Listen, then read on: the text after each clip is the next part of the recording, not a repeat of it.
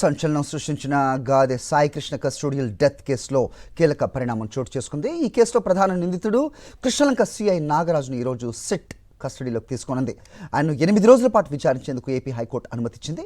దీంతో ఇన్నాళ్లు Krishnalanka police station ఎస్హెచ్ఓగా ఉన్న నాగరాజును అదే స్టేషన్లో నిందితుడిగా విచారించనుంది సిట్ బృందం. సాయికృష్ణను ఏ స్టేషన్లో చిత్రహింసలకైతే గురిచేసి చంపేశారని ఆరోపణలు ఎదుర్కొంటున్నారో అదే స్టేషన్లో నాగరాజును విచారించనుండడం ప్రాధాన్యత సంతరించుకుంది. గాది సాయికృష్ణ కేసులో సిఐ నాగరాజును పోలీస్ కస్టడీకి అప్పగిస్తూ విజయవాడ కోర్టు విధించిన షరతులను హైకోర్టు పాక్షికంగా సవరించిన విషయం తెలిసిందే.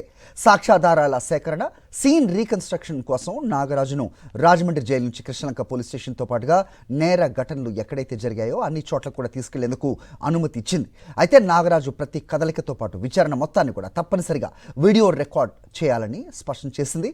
ఆ ఒరిజినల్ వీడియో రికార్డింగ్స్ను ఈ నెల 17వ విజయవాడ మ్యాజిస్ట్రేట్ కోర్టుకు సమర్పించాలని సిట్ అధికారులను ఆదేశించింది హైకోర్టు.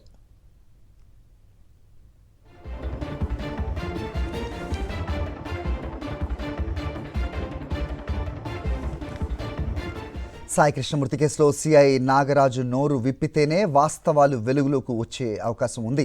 ప్రస్తుతం కేసులో ఇంకా సందిగ్ధత నెలకొంది. సాయికృష్ణ ఎలా మరణించాడు, మృతదేహాన్ని ఏం చేశారన్నది ఇంకా తేలలేదు.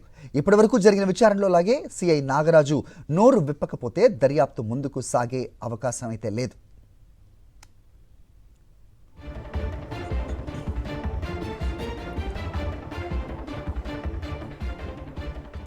కృష్ణలంక స్టేషన్లో సిబ్బందిని సిట్ విచారిస్తున్నా కీలక ప్రశ్నలకు మాత్రం సమాధానాలు రావటం లేదు. సాయికృష్ణ ఎప్పుడు చనిపోయాడు అనేది ఇప్పటికీ తేలలేదు. మే 6 నుంచి 8 వరకు 3 షిఫ్టుల్లో డ్యూటీలో ఉన్న వారిని విచారిస్తున్నారు. వారు విధుల్లో ఉన్న సమయంలో స్టేషన్లో ఏం జరిగింది అన్నది అడిగి తెలుసుకుంటున్నారు.